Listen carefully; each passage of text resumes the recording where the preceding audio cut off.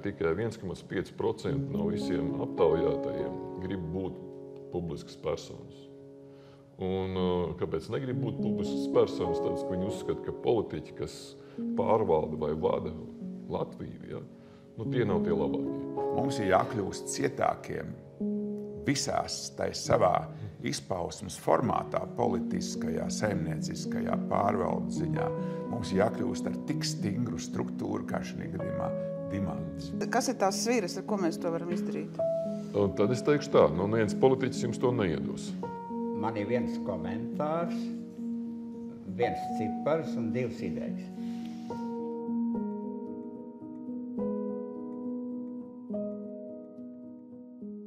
Tātad, labdien! Man tiešām ir prieks šeit šodien būt. Un tā nav frāze, tas nav tāds pieklājības teikums, jo, manuprāt, šī ir brīnišķīga vieta. Vieta, kas uzrunā urda prātu, jo šeit notiek vērtīgi, interesanti semināri. Vieta, kas pieskaras sirdī, jo šeit notiek brīnišķīgi koncerti.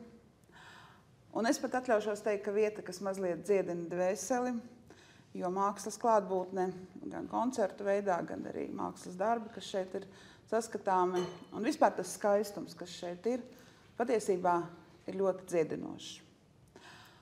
Un es ļoti ceru, ka no šodienas visām šīm brīnišķīgajām lietām pievienosies vēl viena. Tas būs Olas sarunas. Ideja par diskusiju platformu lielā mērā dzīve tieši no semināru pieredzes, kas ir semināru vadītājiem, menedžeriem un arī jauniešu auditorijai. Un es tagad ar prieku redzu, ka šeit ir daudz jaunu seju. Tas tiešām ir ļoti, ļoti iepriecinoši. Likās, ka ir vajadzīga vieta, kur raisītos diskusijas, varētu apmainīties ar viedokļiem, ar domām, ar strīdīgiem viedokļiem iespējams, bet katrā gadījumā ar brīviem un tādiem, kas rosina domāšanu. Kad man piezvanīja Olas saimniece Ilze un uzaicināja vadīt šo diskusiju, kā es viņai smējos, es sākumā piekritu un tikai pēc tam nobijos. Un tā laikam arī jādara.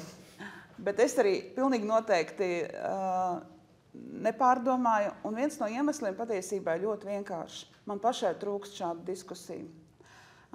Ir pilna informatīvā telpa ar dažādām intervijām, sarunām, arī tā kā diskusijām, visu ko, bet tādas diskusijas, kur būtu klāt gan intelektuālā kapacitāte, gan brīvi viedokļi, gan arī nepazaudēts cilvēciskais skatījums. Vismaz man tādu trūkst. Un tāpēc mēs šodien esam, ne tikai tāpēc, protams, bet arī tāpēc esam šeit. Ilgi nerunāšu ievadu, jo parasti šādi ievadi garlaicīgi, tikai pateikšu, ka mums bija garas pārdomas par diskusiju platformas nosaukumu. Mēs atradām dažādus gudrus latīņu teicienus, tādus ļoti nopietnus, un no otras puses atkal bija tādi jautri, Birkaukungs nedaudz samaloti, viņš teica, ka varbūt, ja šeit ir ola, veidojam diskusiju vista vai ola. Bet beigās mēs palikām pie šī ļoti vienkāršā, bet, manuprāt, ļoti ietilpīgā jēdziena sarunas, Olas sarunas. Jo man šķiet, ka mēs esam labi iemācījušies runāt, klausīties sevī, savā balsī, bet mēs joprojām īsti nemākam klausīties viens otrā, un tāpēc ir trūkst, iespējams arī tāpēc trūkst šādu jēgpilnu diskusiju. Tātad, Valdis Zatlers, Latvijas valsts prezidents. Man šķiet, ka prezidents nesaka eksprezidents. Tā viņi arī ir visu mūžu prezidenti, vai ne? Madrides kluba biedrs, ārsts. Un kā mēs nesen pārliecinājāmies, cilvēks mazliet supermens, kurš lidojumu laikā glābi citu cilvēku dzīvības pat patiesībā, vai ne? Viņš jau noteikti tagad tā pieklājīgi izvairās no šī jautājuma, bet patiesībā tas ir ļoti cienījami, un tas arī daudz ko par cilvēku liecina. Valdis Birkaus. Latvijas, laikam tomēr jāsaka, kā atšķirībā no prezidentiem par bijušajiem ekspremjeras, tātad Latvijas 90. gados juridisko zinātņu doktors, arī Madrides kluba biedrs, un es šīs dienas tieši diskusijas tēmas sakarā gribu uzsvērt cilvēks, kurš 5 gadus 90. bija Latvijas ārlietu ministrs un par Latvijas starptautiskajām visām lietām patiesībā zināja daudz ko jau tad, kad mēs atkarībā no vecuma daži vai pat vispār neko nezināja, vai arī zināja ļoti maz. Un no sevis piebildīšu cilvēks, kurš ikdienā nosoļo 10 000 soļu katru dienu. Un jāsaka, šī piebilde mani gandrīz vairāk iespaidoja kā viss amatu saraksts. Un Olas saimnieks Uldis Pīlāns, UPB holdinga dibinātājs un padomes priekšstādātājs, uzņēmējs, arhitekts, grāmatu autors, gada tautsaimnieks 2015. gadā. Un atkal piebildi, kas oficiālajās varbūt tādās vizītkartēs nav, bet man šķiet par viņu ļoti būtiska mākslinieks. Es ļoti ceru, ka kaut kad mēs redzēsim šeit nevis tikai dažas Ulda darbus, bet kārtīgu izstādi, vismaz es to gaidu. Lūk, tāda mums šodien diskusijas dalībnieki. Tēma tātad ir ļoti, no vienas puses ļoti plaša, no otras tomēr arī tāda, kas attiec uz katru no mums, proti Latviju un pasauli, kāda Latvija ir vajadzīga pasaulē un kāda pasaulē ir vajadzīga Latvijai. Vai jūs pārsteidz vēlēšanu rezultātu Latvijā un arī Eiropā skatoties? Kurš sāks? Valdi, varbūt jūs. Kāda tur var būt pārsteigama, kāda mēs esam, tas ir mūsu spogulis. Protams, es gribēju redzēt lielāku un arī cerēju, un man bija tādas nojautas un pat daži dati liecināja, ka dalība būs augstāka. Ne tikai 33%. Vai tas man apmierina? Neapmierina. Kāpēc? Tāpēc, ka šī demagoģija, kad balsot ar kājām arī esot demokrātiska iespēja, man pilnīgi neapmierina. Kāpēc? Tāpēc, ka mums ir jāuzzina visu cilvēku maksimāls viedoklis. Tas nozīmē, ka mums īstenībā būtu labākie skaitļi, ja mums 80% aiziet. Protams, kas šobrīd ir nereāli. Un man arī patīk tas, ka pacēlās šī atkal diskusija, ka varbūt iet vēlēt ir valstisks pienākums. Un tas jāizpild katram pilsonim, un ja viņš viņu neizpild, tad kaut kādas valsts dotas privilēģijas viņam tiek atņemtas. Es nedomāju par sodiem, bet kādas privilēģijas. Kāds man vēl izskaidrojums ir, kā rāda pēdējie pētījumi, tad cilvēki ir ļoti aizņemti ar sevi Latvijā. Viņiem ir savi mērķi, viņiem ir savas ģimenes, viņiem ir savu biznesu, viņiem ir vispārējais, un tas ir viņiem galvenais, un viņi grib dzīvot Latvijā un darīt savu darbu un dzīvot savu dzīvi. Un tam pretstatā ir, ka tikai 1,5% no visiem aptaujātajiem grib būt publiskas personas. Un kāpēc negrib būt publiskas personas? Tāpēc, ka viņi uzskata, ka politiķi, kas pārvalda vai vada Latviju, tie nav tie labākie. Bet tad man viens draugs ļoti labi pateica, tie tikai 1,5%, tad pusi no viņiem ir nelieši un otra pusi muļķi. Un vai mēs gribam tādu vadību? Bet tajā pašā laikā, ja mēs paņemam tā ļoti pragmatiski, vēlēšana rezultāts parāda reālo situāciju, kādas mūsu sabiedrībā ir grupas, vienādi domājušas grupas, samērā precīzi. Tas ir tas spogulis, kas rāda samērā precīzi, un tas nozīmē, ka visas runas, ka tur ne tā sistēma ir pareiza. Izrādās, ka sistēma ir pareiza, ja dod pilnīgi priekšstatu, un tur ir pārstāvēt pilnīgi visi. Arī iepriekšējais tā bija, tātad kaut kas ir arī pozitīvs, ja viņš atkārtojās, bet kaut kas būtu jādara, lai mēs mazāk domātu par sevi, varbūt domātu par sevi tikpat daudz, bet vairāk domātu par pašu valsti. Tā kā jums ir vairāk pārsteigums gandrīz par to apmeklētību, nekā par rezultātu? Es cerēju, jo tas nozīmē, ka ir pazudusi briesmu sajūta. Es gribu šajā sakarībā pateikt tikai vienu lietu. Pagājušā reizē pēc Eiropas parlamenta vēlēšanām jaunievēlētie deputāti ievēlēja Eiropas komisijas priekšsēdētāju Van der Leyen ar 9 balsīm vairāk. Cik mēs ievēlējām deputātus? 9. Ja tagad ievēlot jauno Eiropas komisijas priekšsēdētāju, kurš varētu būt Eiropas Savienībai un mums labvēlīgs, pietrūks 1 vai 2 balss, es uzskatīšu par vainīgiem visus tos Latvijas pilsoņus, kuri neaizgāja uz vēlēšanām.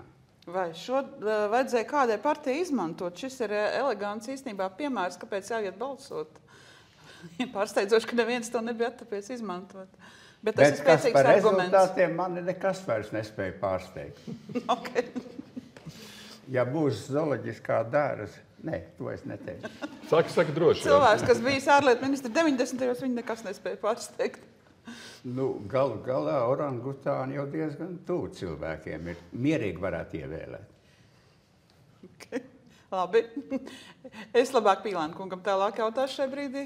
Es domāju, par Latviju nav liela pārsteiguma, pozitīvā ziņa. Man personīgi subjektīvi liekas, ka tas 9, kas tika ievēlēts, viņā nav pazīmes no tā, kas bija Danokai, kas pēc būtības darīt Latvijai kaunu.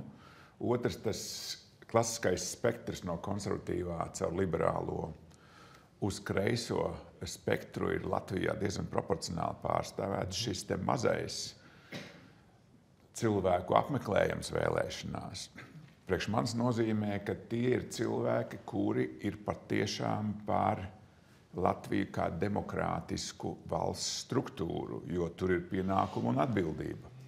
Tas nozīmē ne tikai saņemt no valsts, bet arī pienākumus dot kaut vai šajās te vēlēšanās piedaloties.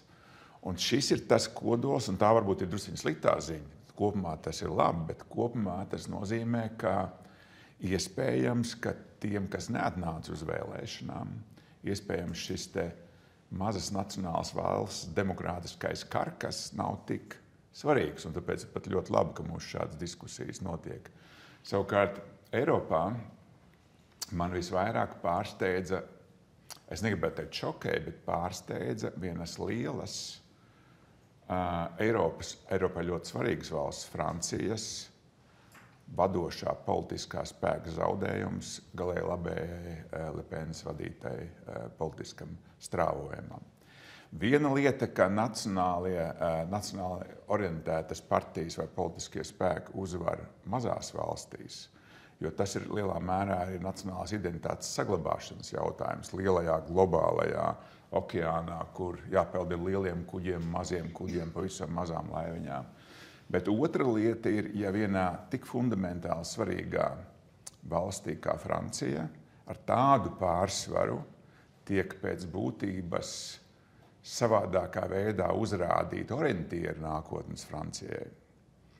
Tas ir pārsteigums, jo blakus turpat otrā lielā valsts ar vislielāko pārstāvēto deputātu skaitu Eiropas parlamentā, kas arī izvirzījusi ir von der Leyen, teiksim, kā potenciālo arī šobrīd spēlē esošo līderi.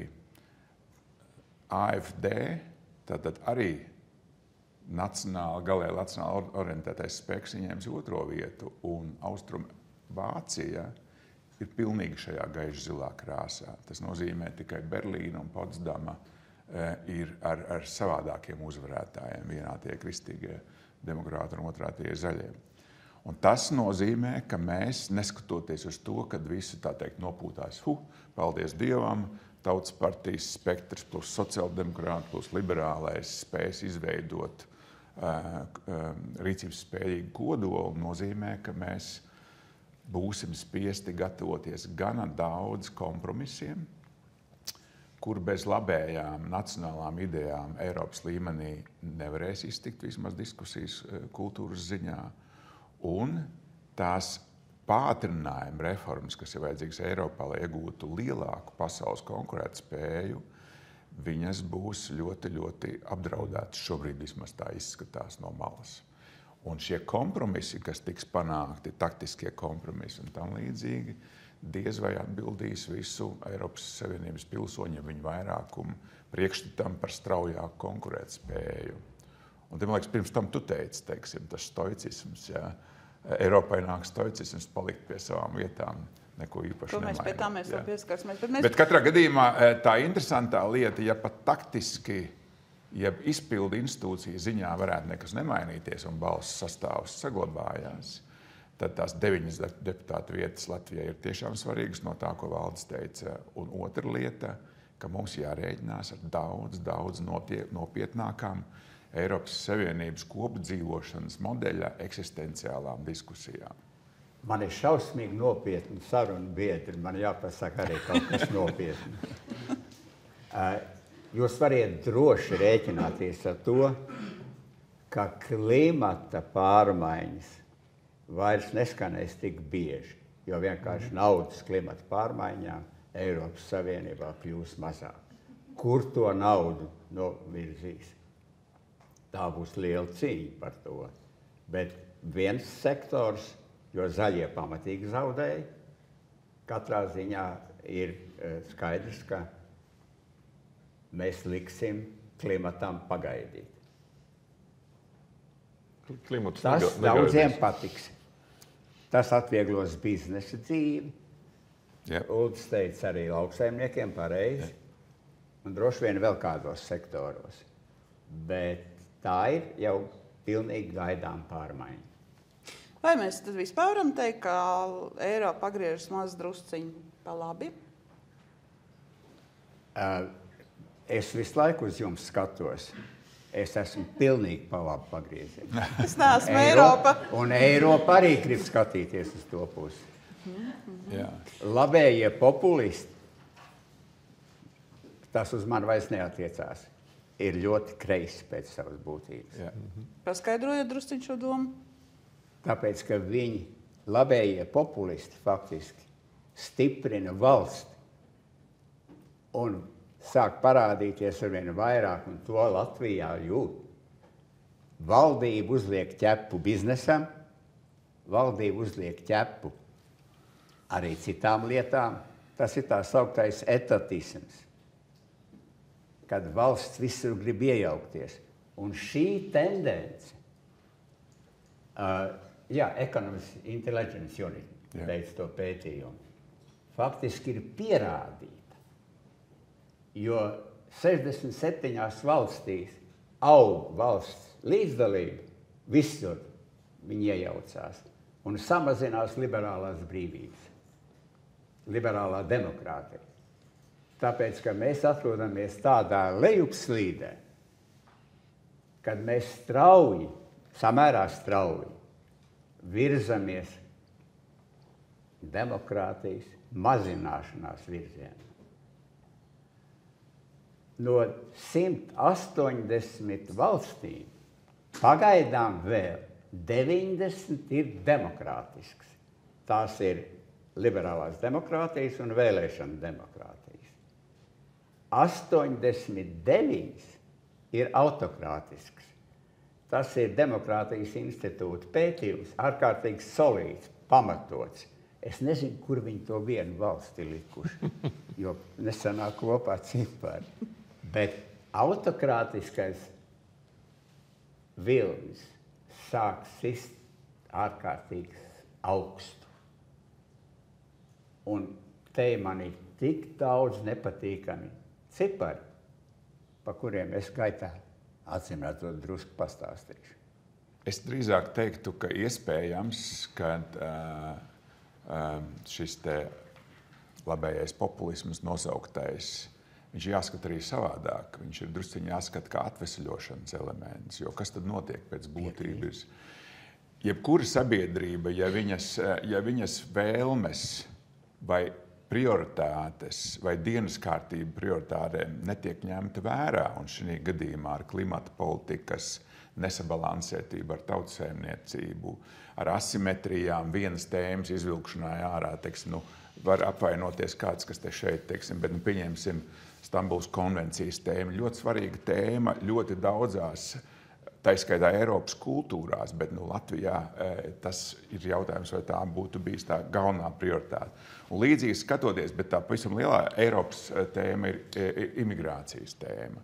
Nekontrolēto valstisko identitātes zaudēšanas tēma kopš 2015. gada, kopš šīs welcome kultūras, kura pēc būtības izsita kaut kādā veidā, ja tā kā pateikt būvniecībā, izskaloja kaut kādas mājas pamatas stūrus ārā. Un reakcija, kas notiek tāpat kā ķermenim, tāpat valstī, tāpat sabiedrībai. Viņa notiek ar pārnešanos otrajā virzienā. Šo vērtību pārāk nopietnā sargāšanā. Jebkurai revolūcijai seko kontrrevolucionāra atplūde. Un tad ir jāmēģina nostāties uz ceļa. Man viens labs autors, tāds žurnālists, kā nu bija, Steingarts. Viņš teica, ka labējo populismu ir jāuztver kā ražošanas hallē iestrādājušies, ja iedegušos avārijas signālu. Mēs šobrīd uzbrukam tam avārijas signālam kā pogai, kas ir nostrādājis, lai signalizētu, ka kaut kas mašinērijā nav kārtībā, ka kaut kas nav ņemts vērā. Un viņa skaidrojums man tīri labi patīk, jo viņš saka, ka šī gadījumā šī te pārāk ignorētā attiecība pret Eiropas kaut kādām pamatvērtībām un viņu saglabāšanas drošību cilvēkiem, sabiedrībām, valstīm radīja spriedzi, jeb trauksmi, kuras rezultātā notiek šis te vienīgā spēja reaģēt vēlēšanās balsot par atgādinājumu lielai politikai, ka ir arī tādas vērtības, kas mūs uztrauc sirds dziļumos. Tas nav risinājums, labējais populisms, bet tas ir signāls, ka kaut kas nav labi. Zetlērkungs, es jums gribētu iedot vārdu. Ko jūs par šo sakāt? Pirmkārt, es gribu visiem pateikt, ka demokrātija nemirst un demokrātija nekļūst vājāk. Ja? Vājāk kļūstam mēs, ja, kas šo demokrātiju praktizē. Es domāju, visas Eiropas mērogā. Ko tas nozīmē? Tas nozīmē, ka kādreiz 90. gados, ja pie mums brauc Rietuma Eiropas eksperti un teica, ka mēs teicām, šitas ir sliktais, to vajag aizvākt, ja? Un šitas ir labais, to mēs paturēsim. Es pat cilvēkiem runāju. Ja? Un viņi teica tā, nekādā gadījumā viņu ir ievēlējuši cilvēki ar tādu pašu viedokli, un viņu domas ir domām jābūt pārstāvētām, neko tam. Un tagad mēs esam apgrieztā stāvoklī, kad mēs šeit, piemēram, tādi kā baltieši, ja, runājam un stāstam Eiropā, ka jūs lūdzu tur beidziet, ja, ka tagad vaimanāt par demokrātijas eroziju un tā tālāk, jo tie cilvēki ir ievēlēti, kas viņiem stāv tādi cilvēki, kas domā līdzīgi, un šī ir demokrātijas praktizēšana. Tā kā Uldis, piemēram, teica, tas ir tāds warning signal, tāds ātrās ziņošanas kaut kāds, reaģēšanas kaut kāds signāls, ja, bet tas jau strādā tikai demokrātijā. Vienā autokrātijā tas nekad nestrādās. Un līdz ar to, piemēram, es noteikti atturos no tā, ka kaut ko vajag baimanāt par to, ka kādā valstī neattīstās demokrātija tā, kā mēs esam iedomājušies. Viņi attīstās tā, kā viņi attīstās.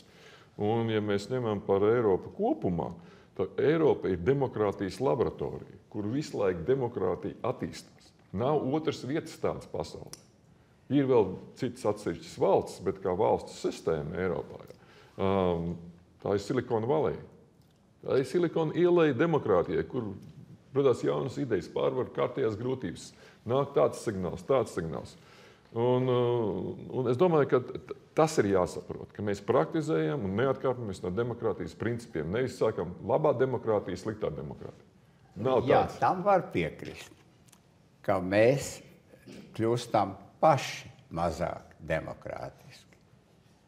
Bet tie principi, kas ir Roberta Alana Dāla 7 demokrātijas, ideālas demokrātijas, kur nekur neeksistē. Principi, jeb es viņus saucu par 7 rūķīšiem, tie ir tie, no kuriem mēs atkāpjamies kā no demokrātijas ideāla. Un tā ir mūsu vaina, ne jau demokrātijas vaina. Tā jāpiekrīt. Pati demokrātija kā teorētisks jēdziens jau nemainās, bet realizācija mainās. Un no tiem vēlēšanām, no tiem 7 principiem, kuros ietilpst gan pat vēlēšana, tā sakot, sistēma, gan ietilpst vārda brīvība, gan alternatīva informācijas avoti, gan partija un citu sabiedrisko organizāciju darbība. Tie visi pastāv, un ja viņi pilnā apjāmā tiek realizēti, tad demokrātija strādā. Ja viņi sāk mazināties, viņi izpilda. Nu, ar ko tad autokrātiska valsts atšķirās no demokrātiskām? Tāpēc, ka viņi tos rūķīšus viss saindē vai nožņauj. Vienkārši viņi vairs nav. Un tā ir cilvēku vaina, ne demokrātijas. Bet visi rādītāji rāda, ka gan ekonomiski, gan demokrātijas īstenošanas ziņā valstu stāvokli es saliku par 4 kontinentiem visas valstis. Visas 190. Kas sanāca?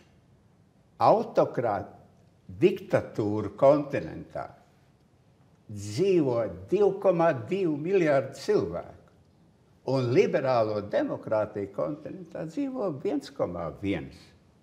Autokrātijas visur ņem virsroku. Ekonomikā viņas aiziet garām, summējot. Un faktiski līdzsvars starp autokrātijām un demokrātijām sāk mainīties uz labu, par labu autokrātijām. Vēl vairāk. Ģeopolitiskā sistēma sāk mainīties, tāpēc, ka G7 valsts, kurām 94. gadā vēl bija 52% no visa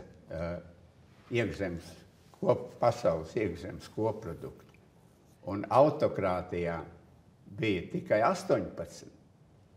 Tagad septiņniekām ir 27%, un Briksam ir 35%. Notiek pasaulē pilnīga cita ģeopolitiskās. Mēs pārējām uz jaunu ģeopolitisko redzējumu, ja skatāmies uz visu pasauli.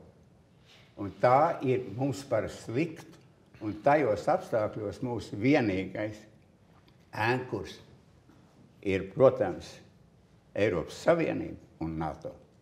Un demokrātija. Nu, bez demokrātijas tās divas organizācijas pārvēršas par pretpolu. Bet man ir tāds sprīdīšs jautājums. Nu, bet kāpēc tā notiek? Kāpēc tā autokrātija tā kā tomēr ņem to virsroku? Es domāju, ka mēs drusciņi esam pārāk vienkāršoti uztvēroši savu eksistenciālo telpu un ierobežojuši viņu ar kaut kādu iedomāto savu vērtību robežu, kas ir Eiropa, pieņemsim. Un tad viens tāds gudrs autors, U-teorijas autors Šarmers saka, ka pasaulē teorētiski saimnieciski ekonomiskie modeļi ir iespējami vairāk nekā 1000. Tas nozīmē, kur dažādas kompetences, pieņemsim, preses brīvība, ekonomikas brīvība, brīvības lielums vai dziļums, autoritāra demokrātija vai liberāla demokrātija, sociālās garantijas, skandināvu versija vai bulgāru versija vai kaut kas tam līdzīgs. Saliekot šīs te komponentes, iznāk gana daudz visādi sociāli ekonomiskie, saimniekošanas un politiskie modeļi. Un tas, kas tagad ir noticis tajā sacensību pasaulē, un mums likās, ka demokrātija pēc 91. gada vismaz, ja, tas ir vienīgais iespējamais sabiedrības pastāvēšanas modelis. Viss, kas saistījās ar autoritārismu, kā mēs zinām, arī Latvijas vai Igaunijas vai visu reģionu vēsturē ir noraksts abēdīts krusts virsū un pāri. Un tagad mēs skatāmies, ka milzīgais demokrātijas uzrāviens, kad demokrātiskai pasaulē pievienojās pēc 91. gada visas Austrumēropas valstu bloks, kas iedeva tā kā demokrātisko to kartes palielinājumu ievērojamā veidā un skaitliski. Pat šajā blokā sāk zaudēt tās savas vērtības. Un proti, ja mēs skatāmies uz diviem veidiem, tai pašā demokrātijas modelī, liberālā demokrātija un autoritārā demokrātija, viņi jau ārkārtīgi interesanti atšķirās. Man liekas, ir vērts vienkārši padomāt, tas, ko tagad Orbāns realizē, ir autoritārā demokrātija. virknē valsti ir autoritārās demokrātijas elementi būvēti uz vienu, uz divām personām. Tā ir tā piramīda. Un liberālā demokrātija, lai viņi izdzīvot, viņi prasa apziņas, attīstības kultūru ne tikai tajā telpā, kurā mēs to gribam redzēt, bet arī blakus telpās. Salīdzinām to ar Latvāņiem, mums taisa Vecpiebalgā, kur World Foundationai šis te lauku rezidents top. Blakus kaimiņu pusē ir Latvāņi, un tev nepietiek, ka tu pļauj Latvāņus tikai, kas bija savā laikā tur iesējušies savā pusē. Tas tāpat kā ugunsgrēku. Un automātiski tu nevar tai pasaulē dzīvot tikai ar priekšstatu, kad mūsu dzīves telpa beidzās tur, kur ir Eiropas pieņemto vērtību robežā. Bet mums jādzīvo visā telpā, un tas, ko valda te... Absolūts fundamentāls secinājums. Tāpēc, ka pat mēs varam atsaukties uz Ulmaņa laiku. Apvērsums, 15. maija apvērsums, notika daļēji, vismaz kā vienu no argumentiem var minēt. Visapkārt bija autoritāras valsts. Tas bija trends, tas bija tā laika trends. Tieši tā, pastāvēt savukārt šeit pasaulē vienai valstī, kā salai par būtu ko es tagad runāju. Kā bet kāpēc tas trends? Jauns trends. Bet kāpēc šis trends parādījies? Tas ir bīstams. Tas ir bīstams. Bet kāpēc šis trends ir parādījies? Tāpēc, ka to pirmkārt izraisīja, viņas sākums ir meklējams 2007. 2009. Gada finanses krīzē. Aha. Tas bija pirmais gadījums, kad valstis, ne pirmais, protams, bet kad valstis sāk piegriezt skrūvus, jo vajadzēja faktiski finanses sistēmu noregulēt. Pēc tam sekoja 2014. gads Krīma, pēc tam sekoja pandēmija, pēc tam sekoja Krievijas-Ukrainas karš. Visos gadījumos tie bija triggeri, kas deva valdībām legālu pamatu iejaukties, rīkoties, un iedzīvotāji māja ar galvu un piekrita. Pieņēma vai protestēja, viņas ignorēja. Sākās un atpakaļ, vairāk kā 70 valstīs bija ārkārtas stāvokļi. Orbāns pat tiešām, es Orbānam ļoti rūpīgi, es viņu personīgi pazīstu. Mazs vīrelis, viņš bija ar mani kopā liberālā internacionālē. Aizgāja uz Tautas partiju, pēc tam aizgāja vēl tālāk. Kur viņš aizies līdz galam? Nu, par to citreiz, bet varbūt vēlāk. Tas, kas notika šajā laikā, pēdējos 15 gados, faktiski pēdējos 10 gados, tas ir vienkārši ārprāts. Un to redz tikai tad, kad skatās uz visu bildi kopā. Tāpēc, ka ja Eiropas vispār demokrātiskās valsts, vispārējā pasaules tirdzniecības bilancē 98. gadā bija 74%. Tad tagad tas ir nokrities līdz 46%. Un autokrātiskās valsts ir kļuvušas eksporta un importa operācijās neatkarīgas no demokrātijām. Savukārt, demokrātisko valstu atkarība no autokrātijām šajos 10 gados ir dubultojusies. Tie ir trendi, kurus, diemžēl, Eiropas parlamenta vēlēšanas arī neapturēs.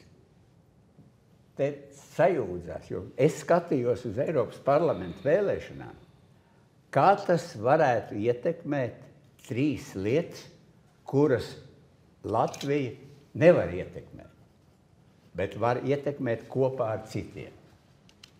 Pirmais trends ir tas, ko es nosaucu par demokrātijas degradāciju, bet acīm redzot pēc valda uzstāšanās būs jāmeklē cits formulējums, bet tāpēc, ja mēs šeit varbūt, ka izdosies. Otrais trends ir tas, par ko mēs drusku pirms tam runājām, kapitālisma daba mainās. Kapitālisms aiziet no brīvā tirgus, aiziet pa kreisi. Jā, uz valsts kapitālismu. Uz valsts kapitālismu. Un trešā tendence ir tā, kas mani baida, ir, es nosaukšu tikai to ciparu. Savienotās valstis pasaules kopējā koproduktā ieņem 14%. Ķīna 18%. Ķīnas iekšējais koprodukts ir lielāks par ASV šobrīd par 25%. Turpretīm nacionālais koprodukts uz vienu cilvēku ir tikai 30% no ASV. Bet Ķīna ir faktiski viens tirdzniecības un ekonomisks partners ārkārtīgi daudzām valstīm. Visa Āzija šobrīd attīstās daudz ātrāk kā Eiropa. Un ja saka par tuvāko prognozi ekonomiskajā attīstībā, tad tas reģions attīstās ar ātrumu 4% gadā. Un Eiropas demokrātiskie reģioni vai pasaules demokrātiskie reģioni ar ātrumu 2% gadā. Tā ir prognoze uz tuvāko periodu. Tas viss liecina par to, ka amerikāņi nevarēs ietekmēt. Amerikāņi no tā sakot, līderu lomas šobrīd cītīgi viņi cenšas to saglabāt, un lai Dievs dod, viņam tas izdodas. Bet objektīvie cipari man vienkārši vieš bažas, es teikšu tā. Bet ko tas nozīmē mums? Pirmkārt, es gribētu bišķi papildināt. Oponējiet, un tad atbildēsiet, ko tas nozīmē mums. Ir daudz tās lietas, kas mums jāsaprot. Fundamentālas atšķirības, vai pat lielas atšķirības, vai pat vidējas atšķirības starp dažādām demokrātijām praktiski nav. Tieši šo principu dēļ, demokrātijas kā valsts pārvaldīšanas metodas dēļ. Drusku savādāk varbūt, kā minēja, tur dažādi tipi liberāla demokrātija vai tur autokrāta demokrātija, lai gan autokrāta demokrātija kaut kā tā, Viņš sauc par neliberālu demokrātiju. Neliberāli būs pareizāk, nevis autokrāta. Bet, ja mēs paņemam autoritīvās valstis, te gan ir ļoti lielas atšķirības. Pieņemsim tā, Ķīna, kas faktiski sevi proponē ar sociālā tirgus ekonomika. Vācija tās aptver sevi, saka sociālā tirgus ekonomika, bet viņi saka sociālā tirgus ekonomika ar ķīniešu pazīmēm. Un šīs ķīniešu pazīmes nozīmē, ka viņiem vienpartijas sistēma, un politiskā sistēma ir tāda, kāda ir Ķīnā. Bet vispārējais ir tāpat. Un Ķīna ir tiešām viens ekonomisks monstrs, kas liek strādāt visiem pārējiem, ar ko viņi sadarbojas. Un tad mēs paņemam klāt, piemēram, kādu valsti paņemsim. Venecuēlu. Kas tur labs? Tur Maduro valda, nabadzīga valsts, ekonomiski diezgan haotisks, bet viņa arī ir diktatūra. Un tad mēs paņemam nosacīti Krieviju, militāru valsts. Pilnīgas atšķirības. Un jūs paņemat to, piemēram, Saudarābiju, karalisti. Pilnīga monarhija, autoritīva. Viss tā kā vajag. Viņas ir tik dažādas, ka nevajadzētu viņas likt vienā katlā iekšā. Otrkārt, viņām katram ir sava interese. Jo mēs kaut kā mēģinām domāt tajās savās domāšanas stereotipos. Rietumi tie ir kaut kas lielīgi, Eiropa ir kaut kas līdzīgs, viss, un tie tur ārpusē. Un īstenībā mēs pat nezinām, kas tur ārpusē notiek. Ja mēs paskatītos uz Eiropu un Ķīnu no Saudarābijas vai no Venecuēlas skatpunktu, tur tie viedokļi būtu stingri atšķirīgi no mūsējiem. Ja mēs cenšamies domāt rietumnieciskā veidā, daudz no šīm autokrātijām nedomā rietumnieciskā veidā. Viņas domā pilnīgi savādāk, un mēs to nesaprotam. Nu, tā ir tā problēma, bet tas, ka Ķīna valk, Indija ir demokrātija. Indija ir demokrātija. Lielākā pasaules demokrātija. Jā, tā kā tik vienkāršot to dalīt autokrātijas tādas un tās tagad pārņem varu. Man ir viens globāls secinājums priekš sevis. Es tagad esmu pilnīgi pārliecināts, ka es nekad nebūtu kļuvis par premjerministru, kad Zatlers ir prezidents. Bet varbūt tieši labi, ja jūs būtu abi divi. Nesakrīt domas. Pilnīgi. Bet tas ir labi. Jo, redziet, tas ir raksturīgs demokrātijai, kad domas nesakrīt. Ja? Atšķirībā no autokrātijas, kur tās domas es tik un tā gribēšu nevis dabūt atbildi, ko tas nozīmē Latvijai, bet pa vidu tad es iejaukšos vienu citu. Bet tagad man tā klausoties, rodas sajūta, ka demokrātija tāds bremzējošs spēks attīstībai. Nekādā gadījumā. Jā, es domāju, ka mēs šeit runājām par tādām interesantām lietām, kur nedrīkst viena aizmirst.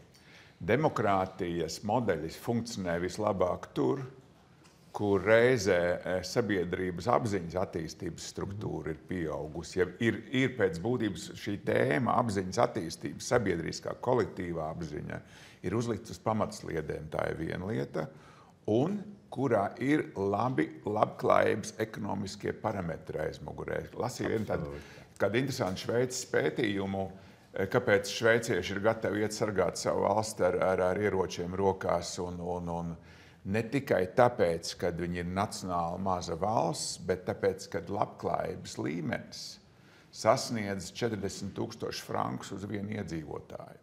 Un šī kritiskā masa, tas pētījums bija tāds, ka tu liec kopā labklājības kaut kādu līmeni, kuru tu esi ar mieru aizsargāt savā valstī ar ieročiem rokā. Un demokrātijas, kas ir nabadzīgās valstīs, īstenībā viņas var rēķināties tikai ar fundamentālistiem, kā Reinis Poznieks, man liekas, kaut kur priekšvēlēšana tajā tēmā teica, ka tikai tur, kur labklājība ir uzdzenama augšā uz to vidēji, sauksim, 40,000 eiro bruto ieņēmumu, kur tev nauda vairs nav pirmajā vietā, jo līdz tam brīdim tev ir ģimeni jāpabaro, skolā jāiet un tam līdzīgi. Tas ir tas, kas ir labā augsne demokrātijai. Tikko demokrātijas modeli mēs mēģinām implantēt zemākajā, ja šai idejai nesagatavotā augsnē, mēs nonākam līdz visa veida frustrācijām, mutācijām, nezāļu izaugšanai, izejot no tā visu cauri. Tikko mēs aizejam uz sabiedrību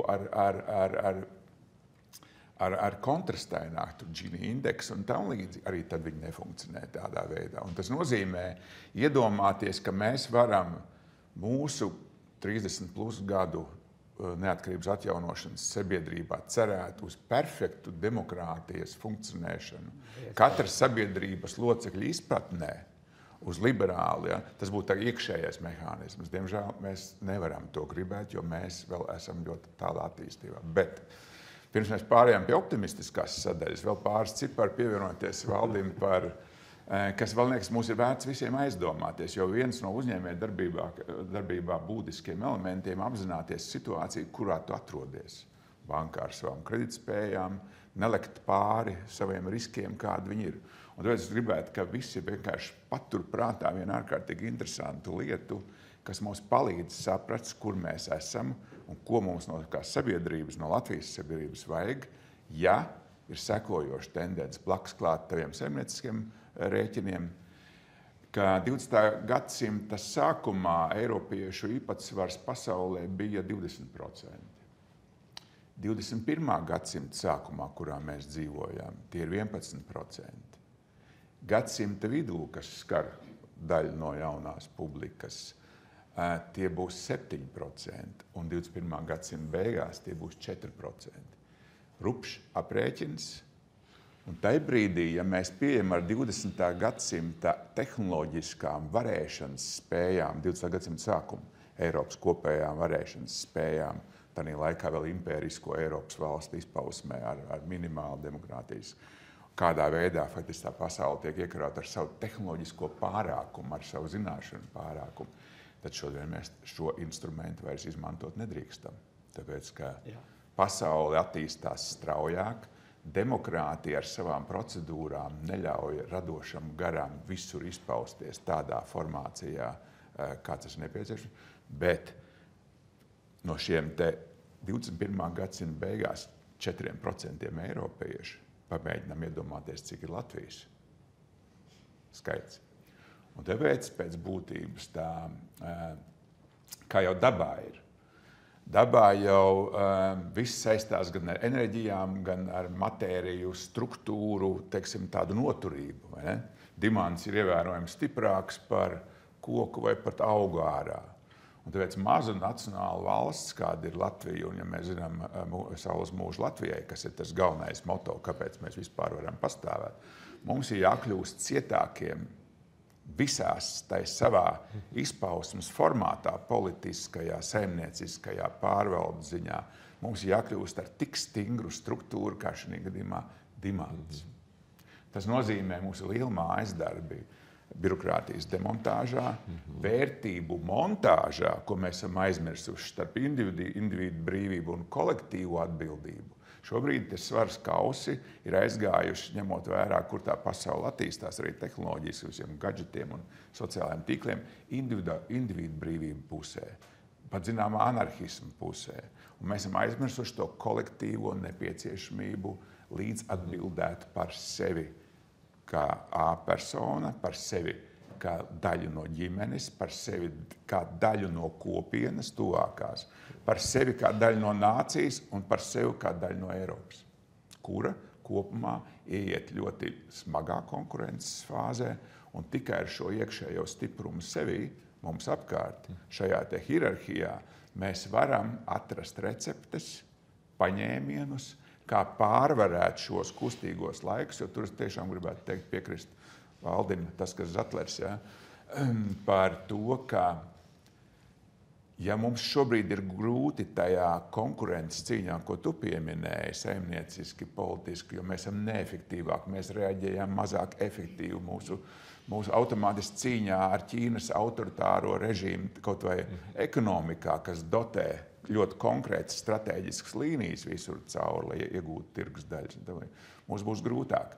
Bet iegūstot ševī šo spēku un gatavojoties pēc būtības demokrātijas, liberālās atzimšanas nepieciešamībai pasaulē pēc būtības, ja, ko arī prasa visu tā tehnoloģiskā attīstība, mēs stiprinām sevi paši un savu nāciju. Un tas ir mūsu uzdevums, jo pretējā gadījumā izčākstēt kā tautai, kā nācijai šajā te pārmaiņu vētrā ir ļoti vienkārši pazaudējot šo te armatūru, kas sien mūs visus kopā, šo te dimanta struktūru.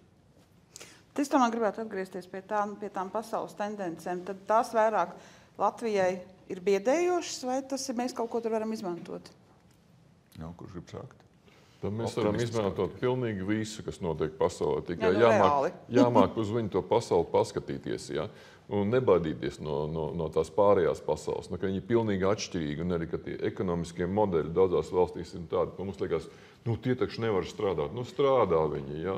Un varbūt tur tas pamats ir vairāk tūkstošu gadu veci, ja?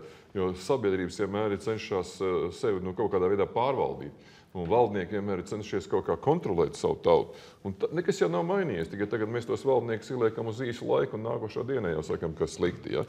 Bet es pilnīgi piekrītu Uldim par to, ka mums šeit vissvarīgākais uzdevums ir tas ētikas kodeks, valsts ētikas kodeks. Un nevis tas formālais, kas ir daudzās iestādēs, uzraksta ētikas kodeks, liekas atrakstīšanās. Pie mums viss kārtīgā, mums ir ētikas kodeks. Nē.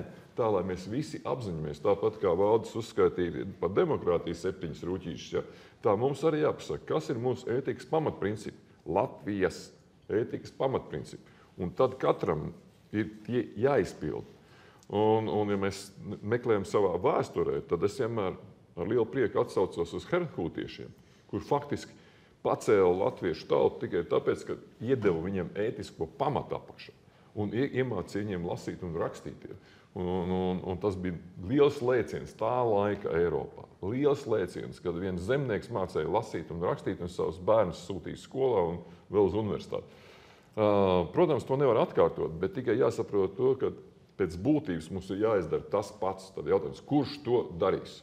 Bet kas tas pats? Kas būtu Ētiskais tas pats? kodeks visai tautai. Nācijas ētiskais kodeks. Bet kā mēs jūs to reāli redzat? Kā mēs to viens varam pret darīt? otru izturamies? Kas ir tās sviras, ar ko mēs to varam izdarīt? Un tad es teikšu tā, neviens politiķis jums to neiedos. Labi. Tāpēc, ka viņš iedos jums politiskos uzstādījumus, kas būs dziļi Kas to var iedot? saltīgi. Teiksim tā, mūsu tautas gudrākie prāti, un nevis 1,5%, no kuriem pusi nelieši un pusi dumji, ja? Es jau saprotu tā. bet tie, kas īstenībā sēž arī šajā zālē, ja? Ir tie, kas ir spējīgi nākt un droši runāt par to. Ja mūsu problēma ir, ka mēs nerunājam par šīm lietām. Mēs vienkārši esam mieru māti ar galvu, ja, tā kā kāds runā, ja, bet paši nerunājam viens ar otru par to, ka ētika, ja, ir svarīga lieta. Tie principi, ja, ir tie, kas padarīs mūs vai turīgus vai neturīgus. Un kamēr mēs nemaksāsim nodokļus, tas ir pats sīkums. Ja. Bet kamēr mēs viens otram šmauksim, cik vien var, ja, un cik mēs mēģināsim noslinkot, cik vien var, un cik mēs mēģināsim izlavierēt uz to, ka mums ir kāds draugs kaut kur, ja, tikmēr mums nekas neveiksies. Kā Uldis teica, mums jāpaceļās augstākā apziņas līmenī, un tikai tas var mūs glābt. Un tagad ir tas galvenais uzdevums – nodefinēt. Kas ir tas līmenis? Un kā mēs viņu sasniegsim? Un kur būs tie cilvēki, kas radīs mūsu ceļu? Varam pieskarties nodefinējumam? Tā ir ārkārtīgi vērtīga tēma. Un varbūt pat es piekrist, ja man piedāvā. Jo tā runa man patīk.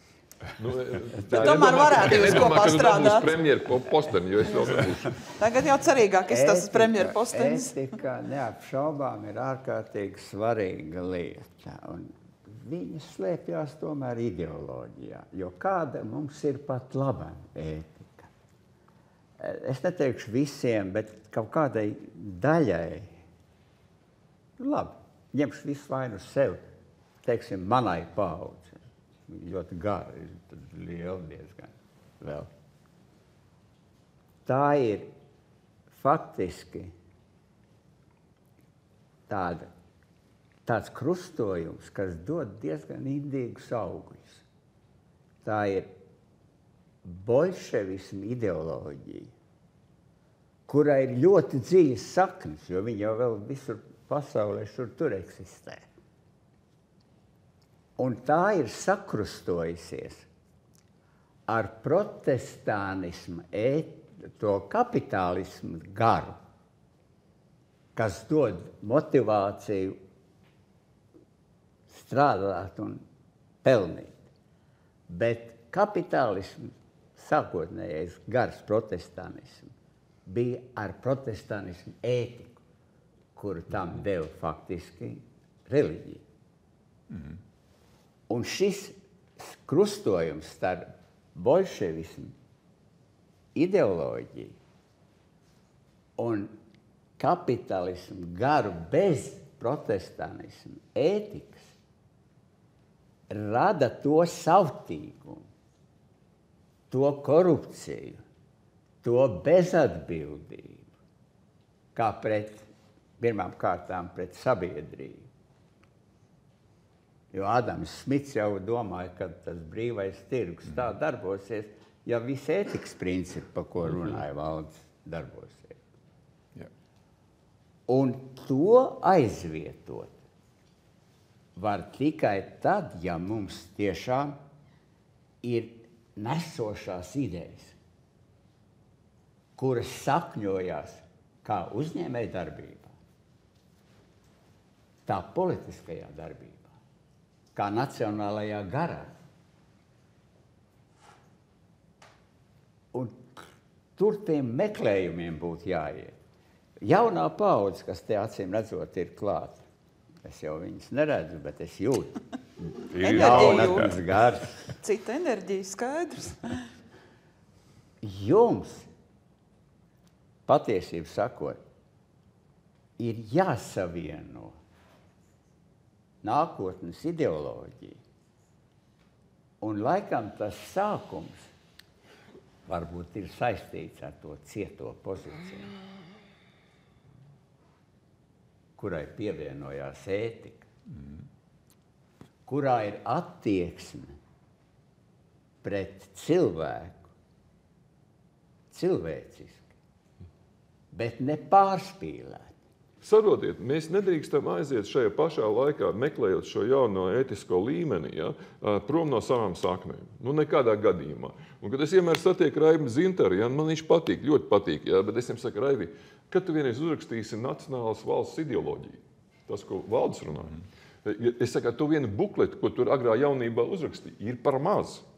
Tad jau Levits ir izdarījis vairāk, jo mūsu valstī preambulā ir rakstīts mērķis. Ļoti daudz valstu konstitūcijās nav rakstīts. To es vienkārši uzzināju netīšām, ka kāds tirzāja Ukraiņu konstitūciju, ja, un tas visu laiku brauc virsū tam Ukraiņam un teica, nu, bet kāds jums mērķis tai konstitūcijai? Un šis saka, nē, nu, tur viss izlabot, tur juridiski un tā. Nu, kā saka, birokrātiskais bullshits, ja? Viņš saka, nē, kāds ir mērķis? Un es pēkšņi man tāds lepnums. Mūsu valsts konstitūcijā ir mērķis ierakstīts, bet ar mērķi ir pa maz. Mums vajag ideoloģiju.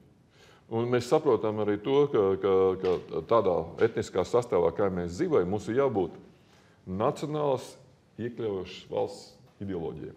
Iekļaujošais nacionālisms skan jocīgi, vai ne? Bet tas ir jā. Bet mēs jau vienojamies, ka demokrātijas ir dažādas, tad jau arī varbūt dažādi arī nacionālismi. Un es jums pasteikšu vēl vienu epizodu no tā, kad mani uzaicināja vienā Islāma universitātē par tēmu riebīgie rietumi, nacionālisms un ksenofobija un vēl kaut kas tur tāds. Nu, un es tagad sāku. Nu, protams, es viņiem pasaku salāmu alaikum sākumā, un viņi visu reiz tie tām cepurītiem galvā tās. Ko tas šis tāds teiks, ja? Un tad es saku, manu tēvu senču zemi, ja, iekaroja krustneši. Viņi vispār pamostās, jo viņi visu laiku domāja, ka krustneši ir tikai tur bijuši, ja?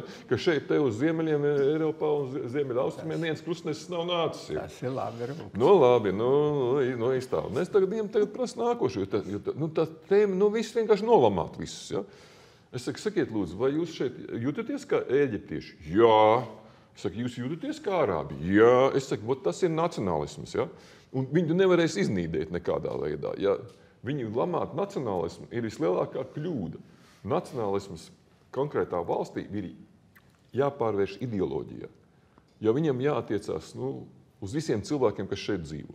Vai Raivs Binters var uzrakstīt? Viņš jau man sola 10 gadus, ka uzrakstīs. Neuzrakst. Bet kādam tas ir jāuzraksta, jo tā ideoloģija jābūt ir gan par to, ko mēs gribam sasniegt, gan arī par to, kā mēs dzīvojam kopā pats galvenais.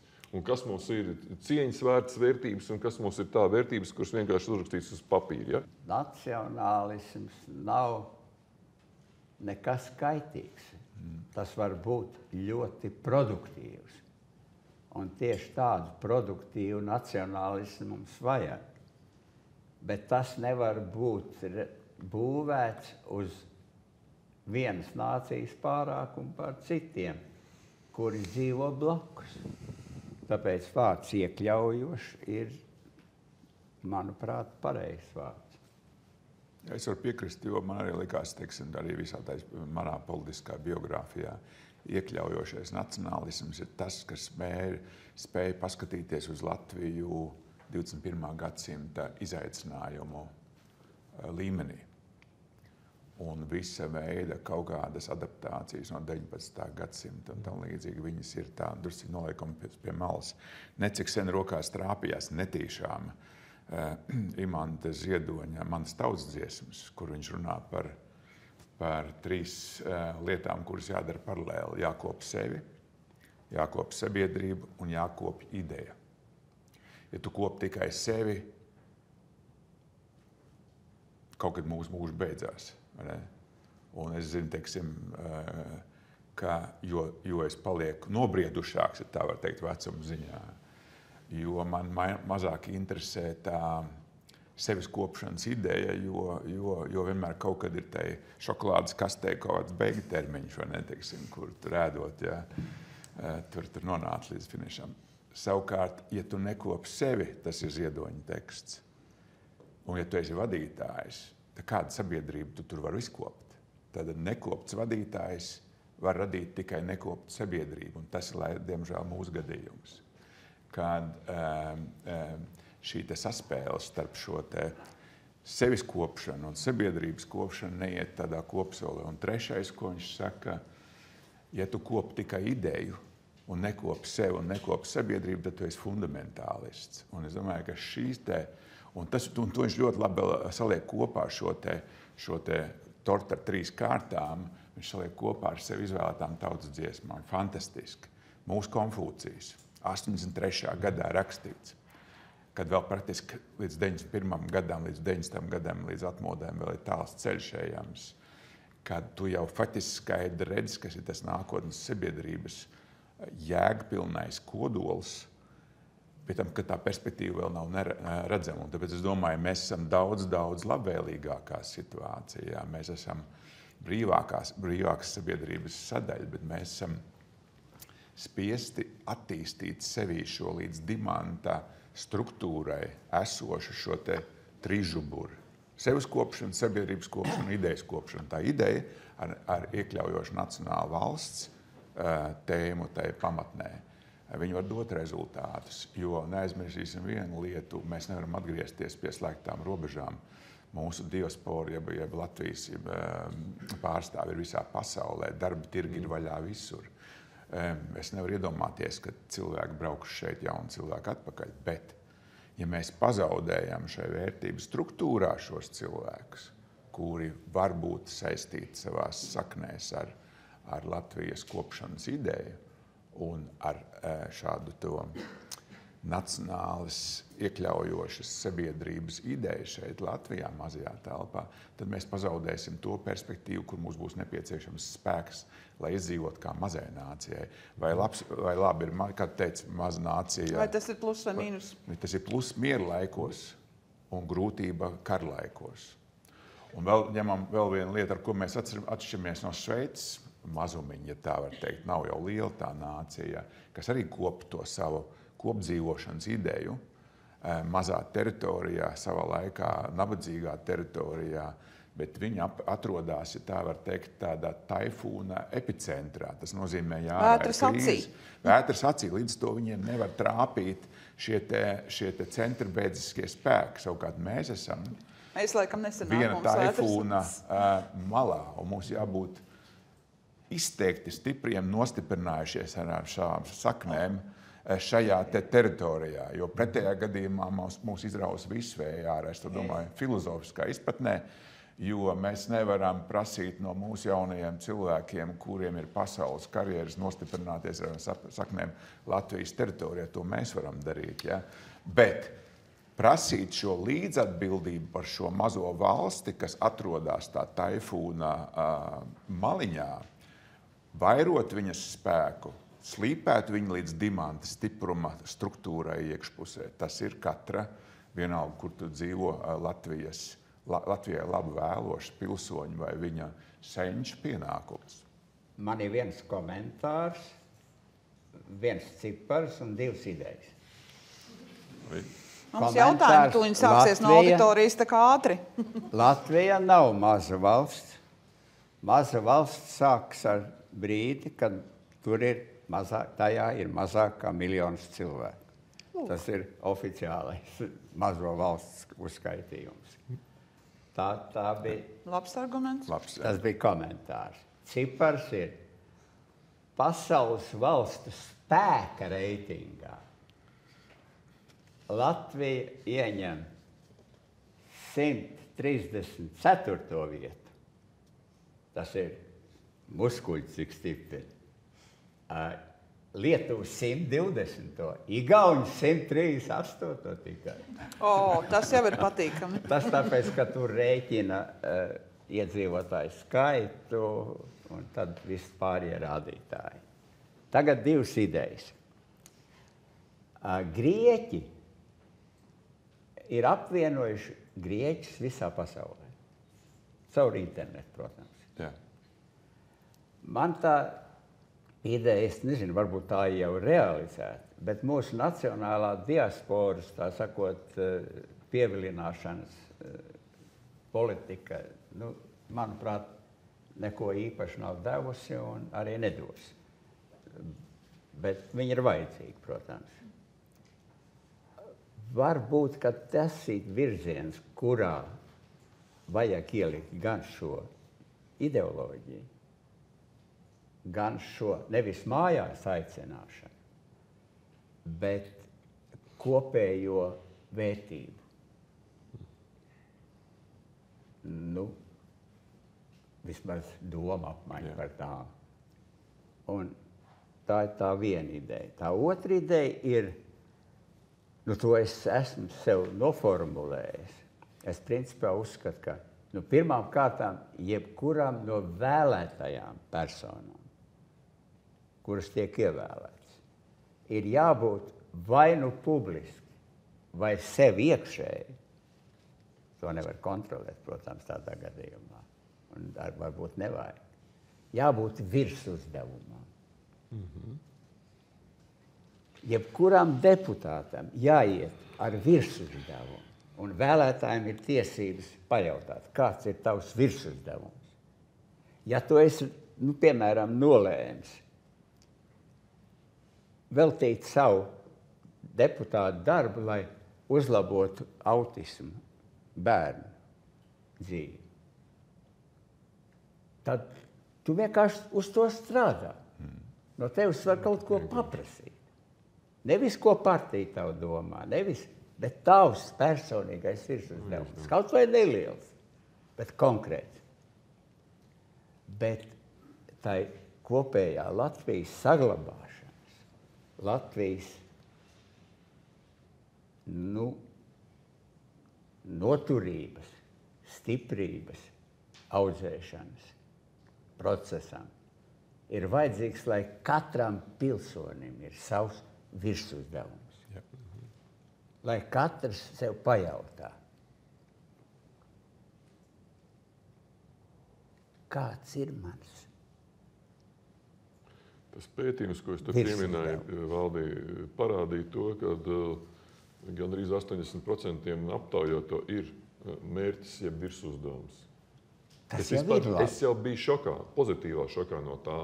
Es domāju, super cilvēki, un tikpat bija tā daļa, lielāka par pusi, kas teica, es esmu gatavs to realizēt pats, un vēl tikpat daudz, es zinu, kā to izdarīt. Tā kā tas potenciāls mūsos iekšā ir ļoti liels, bet es drīkst par divām negācijām, ko vajadzētu... Tikai ātri, mums jau jautājuma laiks ir iestājies. Es nemāku lēnām. Oi, pareizi. Mums taču jautājumi. Pirmais ir tas, kas ir mums sērgas, divas tādas sabiedrības sērgas un arī politiskās vides sērgas. Tas ir politkorektums. Saprot, ievazāts atkal kaut kur no rietumu domas, ja? Bet ko nozīmē politkorektums? Tas īstenībā nozīmē liekulību un lišķību.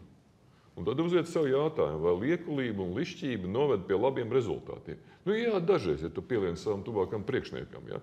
Bet principā nācijas līmenī tas rada sabiedrību, ja, ko īstenībā ir falša viens pret otru. Un te mēs runājam par to apziņas līmeni. Mums nevajadzētu būt falšiem viens par to. Kāpēc mums jākaunās no tā, ka muļķis ir muļķis? Labi, mēs varam teikt, ka cilvēks ar nepārāk lielu intelektu, tas jau var nav pareizi. Labāk nebraukt iekšā, tur var iebraukt tālu. Tas īstenībā, mēs tik sarežģīti runājam, ja, ka nemākam vienkārši lietas pateikt. Vai pateikt, mums patīk vai nepateikt. Un tas ir vēl viena lieta. Otra, politisko slāņu pamatprincips ir izvairība.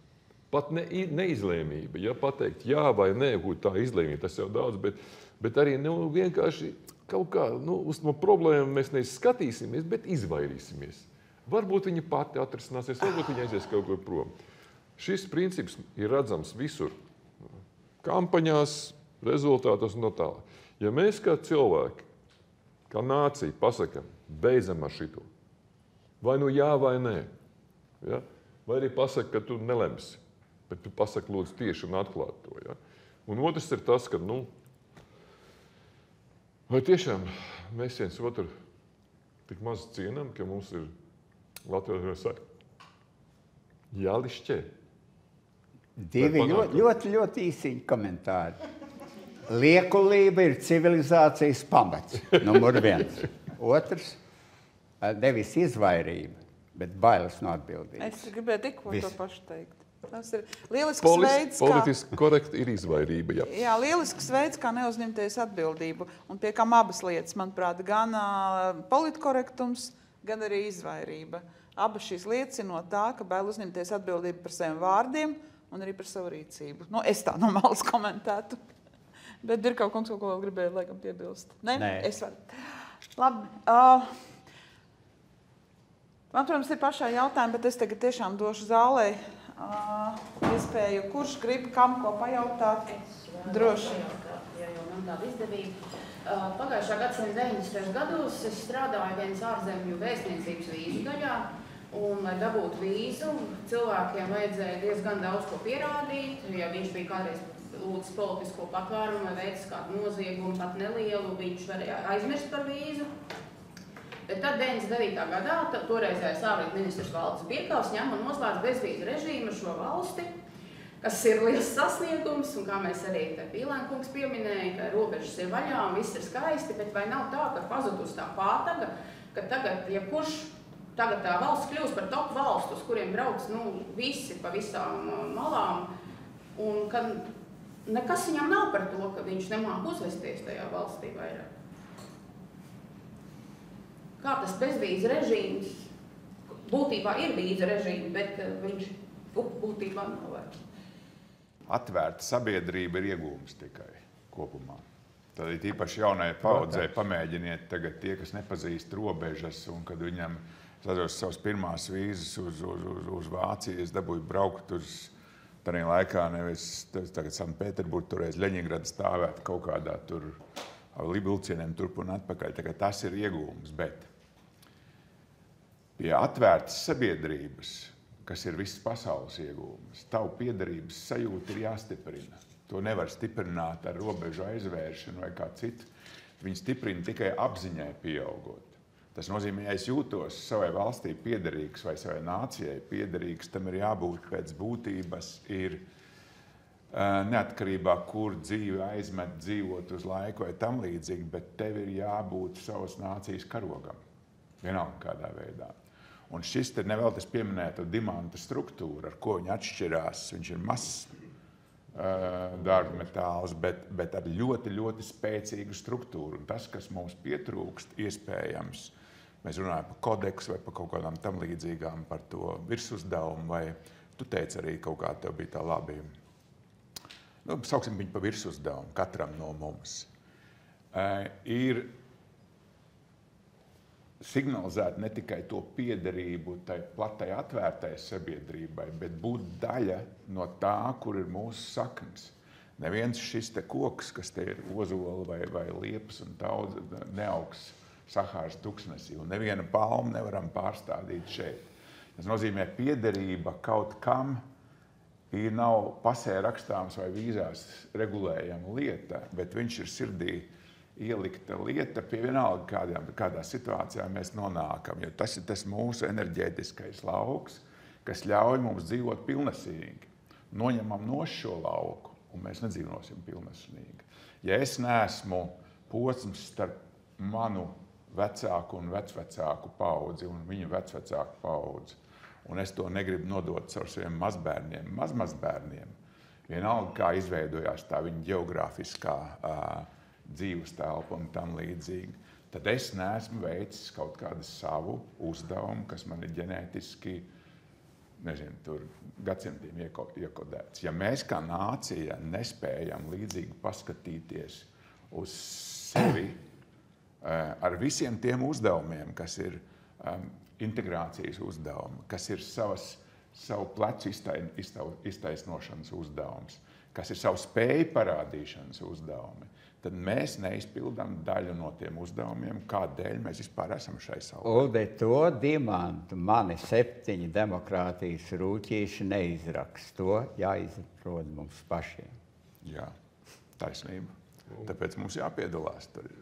Un vēl viens tāds komentārs par to, ka brieži jautā, kas ir patriotisms. Ja? Un tad tur viss mēģina kaut kādā veidā definēt. Īstenībā patriotisms ir sajūta. Sajūta, kas ir tāda, kā ir Uldim. Ja? Tad, kad viņi nevar iemācīties. Viņš vienkārši rodās jūs pašos. Tāpat kā brīvība, jūs viņu nevarat iemācīties vai kaut kur dabūt. Ja? Jums jābūt tai sajūtai iekšā. Man bija tāda epizode vienā no Rīgā Krievu radstacijā un runājām par to brīvības pieminekli. Es tur vācu līdzekļus un tā žurnālisti man beigās saka, es nejūtos brīvi. Es teicu, tā ir tava problēma. Jo es tev viņu nevaru iedot. Sajūtu justies brīvi, es tev nevaru iedot. Vai tu pati sajūti to, vai arī esi tāda, kā esi. Bet nekļu jautājums ir jāmudu. Es gribēju atgriezties sākotnēji, ko teica Virkalkungs par Eiropas parlamenta domāšanas maiņu saistībā ar klimata neutralitāti. Eiropa bija galvenais virzītājs klimata neutralitātē. Un šobrīd dzirdot to, ka tas varētu mainīties man, kā jaunu cilvēku un man bērnu, nākotnē tas satrauc, jo skatoties, kas šobrīd notiek ar pasaulē globāli klimata notikumiem, temperatūras kāpumu, CO2 pieaugumu, tas raisa migrāciju visā pasaulē, tas apgar mūs, tā kā eiropiešus. Vien vairāk un vairāk viņi ienāk pie mums. Te es atsaucos, ko Pīlāna kungs teica par to sabiedrības vērtību celšanu. Un mēs neesam vēl tik spēcīgi. Un tā kā mēs sākam iznīkt, jo tāpēc, ka pie mums nāk migrēt cilvēki no vietām, kur ir tūkstneši un es ar mazliet jau aizpildēju. Es gribēju atsaukties par to, vai mēs vēl varam kaut ko darīt. Un, man uztrauc tas, ka mūsu mērķi tiek samazināti attiecībā uz klimata neutralitāti. Ko jūs varat šajā sakrā teikt? Disidentu viedokli. Gribat dzirdēt disidentu viedokli? Tikai ātri? Jā. Es tajā priekšrakstā tam pētījumiem, par ko es šādi pieminēju, pieminēju tādu lietu, kad zaļā politika, kas ir radusies urbānā vidē, vidē dzīvojuši cilvēku uzrakstīti, bieži vien ir pretrunā ar dabas likumiem. Un šeit atkal, ja mēs esam kā latvieši, Latvijas vispār, Latvijā mīstoši cilvēki, mums šī problēma īstenībā ir intuitīvi daudz vieglāk saprotama, bet kur ir problēma, par kuras daudz neuztraucos, ka tā Eiropa aizvirzīsies no tā kursa, ko viņi ir uzņēmusi, jo tas ir īstenībā cilvēka prāta izdomāts kurs. Tam ar dabu ir ļoti daudz kas maz. Jūs pieminējāt, piemēram, vienkārši to CO2 līmenis ir pacelies. Tad iedomājieties, jūs taču skolā esat mācījušies gan bioloģiju, gan ķīmiju. Ja pasaulē pazust CO2, kāds būtu efekts? Slikti. Pasaulē vienkārši nomirst tajā brīdī. Ja? Tagad ir šī dabas cirkulācija. Un, es sekoju tam no 2007. gada, kad man pirmoreiz aizsūtīja Ņujorkā uz klimata konferenci pie apvienotām nācijām. Es neko nesapratu. Ja? Man iedeva papīrīti un es viņu nolasīju tur. Ja? Bet man blakus sēdēja viens kolēģis, ja? Un kurš apgalvoja, ka kāds zinātnieks jau kaut kur 100 gadu atpakaļ ir pierādījis, ka viss tas notiksies. Neatkarīgi no tā, cik mums būs automobīļi un cik mēs daudz naftas nodedzināsim. Un tur ir tā, ka ir daudz citi tīri ģeofiziski iemesli, kāpēc klimats mainīsies. Klimats mainīsies 100%. Mēs varam izstiepties. Viņš mainīsies. Mēs varam darīt visas savas programmas, iztērēt visu savu naudu, ja? Un viņš mainīsies. Galvenais uzdevums šajā klimata kontekstā ir pielāgoties. Pirmkārt, pielāgoties tur, kur mēs dzīvojam, un tad pasaules solidaritāte palīdzēt tiem, kuriem vēl lielākas problēmas. Ja? Kamēr šī tik saprātīga pieeja nebūs, mēs te klibosim. Jo es esmu bijis arī Davosā slēgtā konferencē, ka vēl nerādīja online, ja? Un kad vienīgais uzdevums bija izdomāt, kā ieinteresēt globālo industriju, lai tā atbalstītu zaļo kursu. Labāk nelīdīsim tur dziļumā, es vienkārši saku, mēs dzīvojam ideālā vietā pasaulē. Ideālā, un mēs visātrāk pielāgosimies. Ja? Bet mums jādomā drīzāk tajā dimē, ko mēs kā valsts varētu palīdzēt tiem, kam tiešām ir slikti. Tas gan agri vai vēl būs nepieciešams. Un arī tad bija tāds jautājums par kāpēc mēs varētu patikt pasaulē, ja mēs būsim gatavi palīdzēt tiem, kam ir grūti. Pirkalkungs, ko piebildīs? Tagad mani atlaida arī no ārlietu ministra. Traka diena. Es pastāstīšu šī sakarā vienu pastāstu. Skaidrs, kad ir par klimata tēmām ir jācīnās, bet atcerēsimies sen atpakaļ bija viens brīdis, pasaulē vēl dominēja kopienas, raganas, gari un tam līdzīgi, un klimata pārmaiņu rezultātā temperatūra pa 2 grādiem kļuva vēsāka. Vēl nekādas industrijas nebija galīgi nekas. Nu, ko teiksim, šajā gadījumā tad kopienas nespēja novākt ražas, jo nebija sagatavot, noliktavas nebija tam līdzīgi un iestājās vairāk bada gadi. Šajos bada gados dedzināja kopā raganas, tas nelīdzēja. Šamaņus kādam tur arī nelīdzēja. Nu, tad izrādās, ka pielāgoties spēja gudrākā civilizācijas daļa, viņi vienkārši izdomāja selektīvi, kādā veidā kādas šķirnes ir audzējamas, kuras iztur šīs klimata pārmaiņas, un kādā veidā šādi augi ir glabājami, lai kopienas spētu vadīt ziemu, un kādā veidā viņi konservējami nosacīt sakot. Un praktiski vairs raganas nebija jādedzina.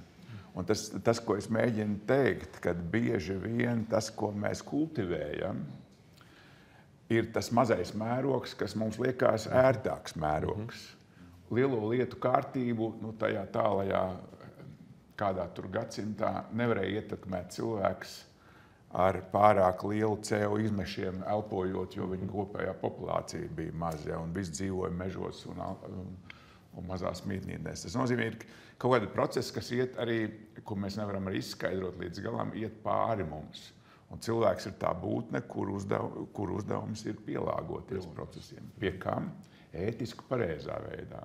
Iespējams, ka urbanizācija ir lielāks kaitējums, tā koncentrācija miljonu pilsētās ar centralizētām kanalizācijām, visām pārējām lietām, kas pasauli dzen postā. Iespējams, ka tur ir biznesa idejas aizmugurē, kas ļauj attīstīties. Iespējams, ka kvotu tirdzniecība ir veikli izdomāts instruments. Es domāju, ka mums ir jābūt kritisko domāšanu, un mēs dzīvojam kopumā labā vietā, un mēs nedrīkstam atpalikt no pasaules tendencēm. Jā, bet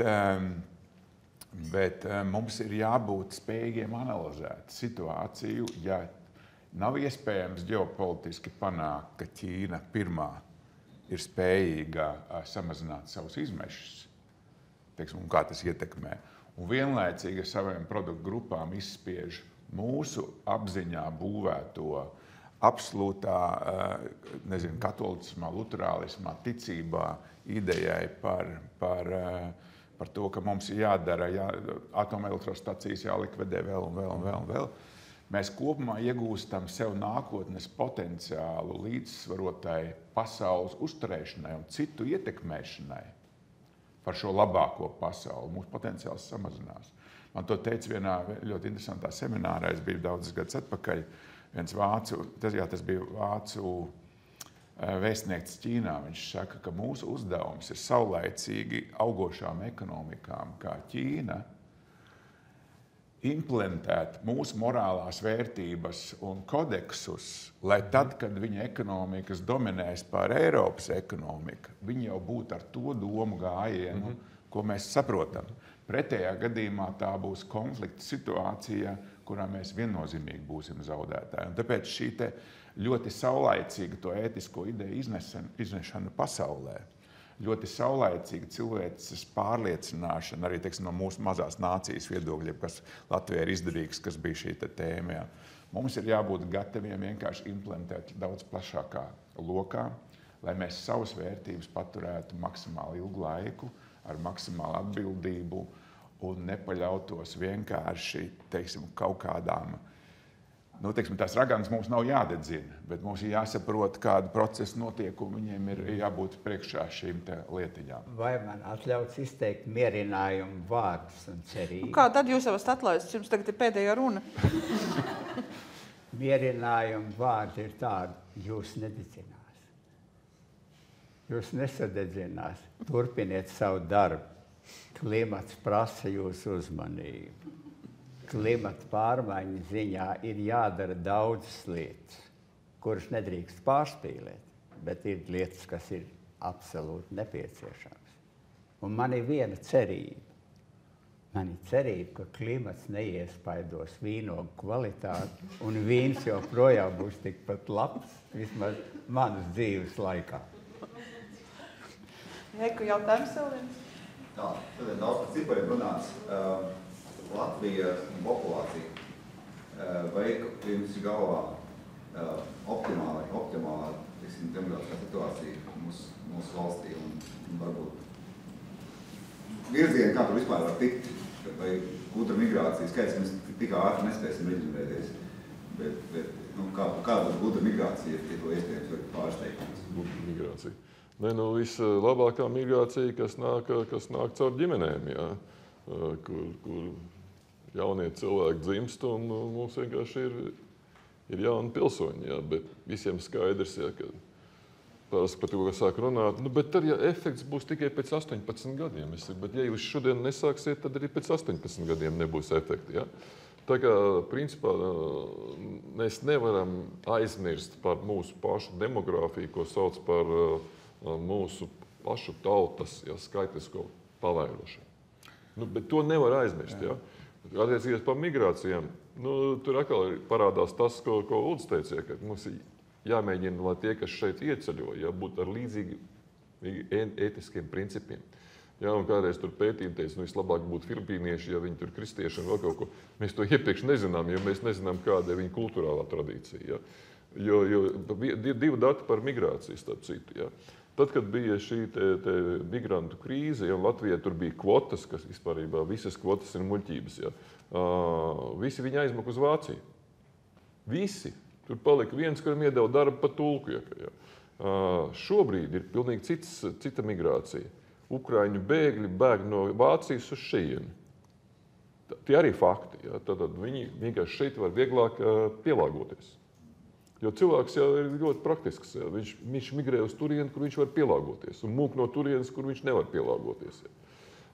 Tā kā tas ir vissmagākais jautājums. Ja tur atkal mēs atgriežamies pie ideoloģijas, kā mēs visus šos cilvēkus, kas šeit migrēs, kā mēs spēsim viņus iesaistīt savā kulturālā vidē. Mums, starp citu, ir priekšrocības, ja mēs dzīvojam sarežģītā sabiedrībā jau 30 vairāk gadus. Un mēs zinām, ka mēs dzīvojam sarežģītā sabiedrībā. Un spējam kaut kādā veidā izlīdzsvarot to, ka mums nav nekādu vienalga etnisku vai kriminālu konfliktu un tā tālāk. Un tad, kad man par to jārunā, kad es parasti saku, Francija to vēl šodien nezina, ka viņi dzīvo sarežģītā sabiedrībā. Jā. Tā kā, es domāju, ka mums ir kaut kāds handicaps tieši uz savas pieredzes rēķina, bet par to būs jādomā. Es varbūt gribētu papildināt jūsu jautājumu no tādiem diviem blokiem. Viens ir mans mīļākais cipars, ņemot vērā, ka es nāku no biznesa vidas UPB, gada cipars skatoties, bija kompānijas darbiniekiem dzimušo bērniņu skaits. Un jo labāk mums gāja, jo bērniņi dzima vairāk. Un tas ir viens secinājums. Tas nozīmē, ja cilvēkam sabiedrībā ir sapratne par savas nākotnes perspektīvu tuvākā griezumā un tam līdzīgi, tad šādi cilvēki, jauni cilvēki, protams, uzņēmumos ir daudz gatavāki radīt pēcnācējus un lolot viņus. Tas ir viens. Otrs pastāsts nāk no vienas konferences, kas bija Vācijā, kur Vācijas Deutsche Bank galvenais ekonomists analizēja toreiz Austrumu Vācijas fenomenu, ka viņiem dzimstība iet augšā. Un tas fenomens bija tāds, ka jaunām ģimenēm tika doti atvieglojumi tajā laikā, sociālisma laiks, dzīvokļu formā. Un šī tā tēma, kas ir vienīgais instruments, kas parādīja, ka atvieglot mums Latvijā jaunām ģimenēm izmaksu posteņus būvējot uzņēmumiem, kā mēs to darām, kā vajadzīgs ir pašvaldībām, kā valstīm to dara, būvējot mājokļus, tas ir pārbaudīta lieta. Un viņa dod šo te stabilitāti, ja tev nav jātērē šī te naudiņa par eksistenciālu mājokļa ieguvu. Automātiski ir kaut kādi taktiski instrumenti, bet kopumā ir viens brīdis labklājības pieaugumā, kā es to secinu. Tad, kad ir pa daudz labklājību, tad atkal dzimstība iet lejā. Bet ir viens tas brīdis, es ļoti ceru, ka Latvijai viņš, ņemot vērā, ka mēs vēl nedzīvojam pietiekami labklājību Eiropas līmeņā dzīvu, ka mēs varam savietot instrumentus, kas nozīmē nodrošināt jaunām ģimenēm šo mājvietu, jeb atvieglojums, jebkurā gadījumā, ir tīpaši reģionos, kas mums ir deficīts. Ja. Kombinācijā ar to dabīgo vēlmi, kad tā labklājība nav ieņēmusi vēl tik lielu to īpatsvaru dzīves baudu garšās, ja, ka tomēr tas bērniņš vai 2 vai 3 tur iedarās ļoti labi. Zviedrija ir vienīgā Eiropas valsts ar dabīgu ataldzi no pamatnācijas.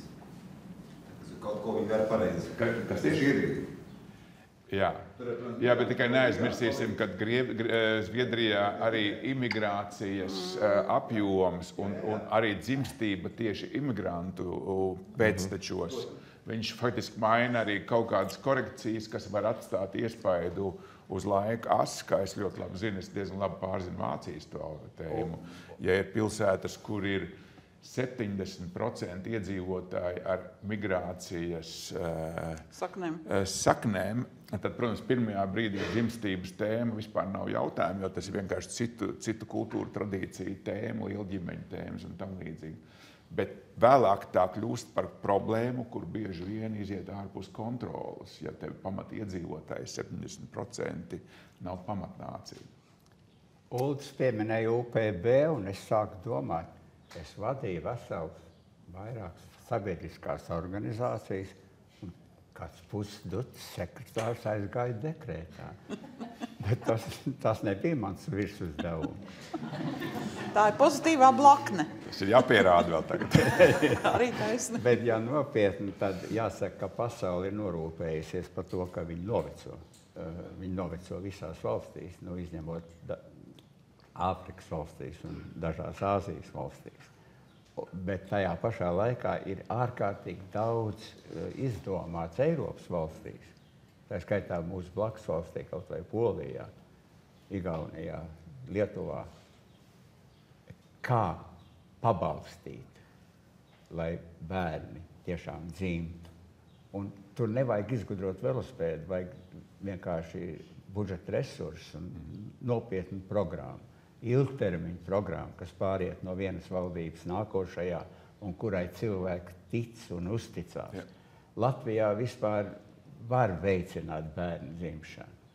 Šobrīd ir ļoti slikts laiks priekš tā, bet tas ir vajadzīgs. Un starp citu, tas ir saistīts arī ar klimata nākotni. Jo tās lielās bažas, ko kādreiz uzdzen pārāk aktīvu darbību šajā jomā, viņa saistās arī man mazdēls jautājumu, ka ja es varētu, es iet ar to Grētu Tuborgu uz ielas. Ja? Tas ir drusku pat traku, bet mums par to ir jādomā. Jā. Un tas ir faktiski jautājums numuru 1 Latvijai kā cietai, nākotnē, vajadzīgai nācijai, vajadzīgai pasaulē. Pasaulē 7000 valodas, 21. gadsimta beigās būs aptuveni 3000. Un tam visam pieliks punktu mākslīgais intelekts. Un Daudz tā punktu, jau es būs gribētu nākamās diskusijas Daudz punktu, tēma. jā, pareizāk. Mums pareiz plāns ir par mākslīgo intelektu arī veidot diskusiju. Viens jautājums beidzamais, droši vien ļoti īsi, lūdzu. Vai jūs saskatāt, ka lietām vajag tādu līderības elementu? Un vai mūsdienu esošā demokrātija nodrošina kādu lomu tās līderības izpildu? Vai mēs gaidīsim kādu revolucionāru, vai mēs gaidīsim kādu harizmātisku personu, kas kaut kad piedzims? Vai tā demokrātija šodien jau dod atbildi par lomām, kurām to cietumu riekstu vajadzētu veidot? Un otrs jautājums ātrs pie tā paša, kad vai referendums ir rīks, kas jums ir pieņemams priekš gala vērtību izvēli? Paldies! Es par referendumu reiz varu pateikt. Es piedzīvoju, ka valsts prezidents tur vairākus referendumus. Ja? Un viens no viņiem bija tāds, ka ar šausmām mēs visi tur domājām, ja nedodies tas referendums būs ar pozitīvu rezultātu, tad viss pensijas sistēma sabruks. Ja? Redziet, referendums ir lietas, kas jālemj referendumā, bet ir lietas, kuras nekad nevajag lemt referendumā. Vācijā pie varas nāca Nacionāla sociālistu partija, un arī viņiem bija daudz referendumu. Tagad, tā kā nevajag vienmēr atcerēties Šveici, Šveicē ir 700 gadu pieredze, ja, kā viņi tos referendumus taisa, kā viņi visu to dara. Par daudzām lietām tā pašā laikā pašvaldību referendumu, ja, visi pretējos kā trakie. Ja. Neviens negrib pašvaldību referendums, kas būtu daudz saprātīgāk. Ja. Bet tas balsojums vien ir, ja, un tas neizraisa, piemēram, kaut kādas valsts sistēmiskas bojājumas, kā toreiz bija kā Štokenberga referendums par tām pensiju sistēmām. Nu, tie, kas kaut ko saprata, mēs bijām šausmās.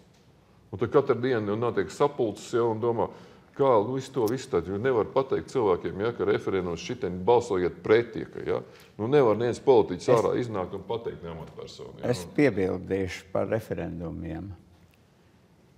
Referendumu es uzskatu par politikas vājumu pazīmi. Tas ir tad, kad politiķi nogrūž uz referendumu savas neatrisinātās problēmas. Un katra problēma, kura ir nolikta malā, beigās pārtop krīzē. Bet referendumus, ja rīkot, tad referendumiem ir vajadzīgs kvalificēts kvorums. Brexits faktiski sašķēla Lielbritāniju. Šobrīd lielākā daļa iedzīvotāju, vienā no pēdējiem ekonomistiem, viņi paši raksta, ka lielākā daļa tautas jau tagad ir atzinuši, ka tā bija kļūda. Tāpēc tādos izšķirošos brīžos nevar rīkot referendumu, lai sašķeltu tautu. Tad ir vajadzīgs kvalificētais kvorums, ja politiķiem pašiem ir jāizšķiras. Ja, protams, tas nav referendums par nācijas tālāko likteni. Brexits bija par tālāko likteni nācijas, bet zaudēja tik un tā.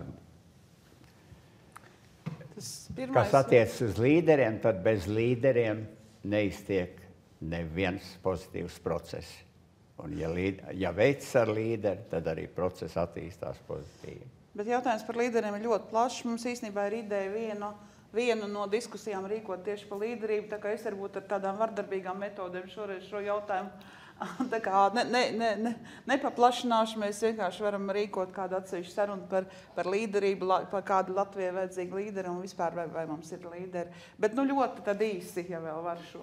Man jā, būs īsi. Vispirms paldies. Formulēšu tā, kā jūs ļoti labi teicat par risinājumu.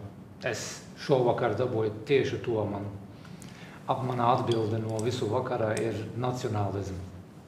Tā kā par visu Latvijas problēmu, kādu Latvijā vajag pasaulē, mums vajag nacionālisms.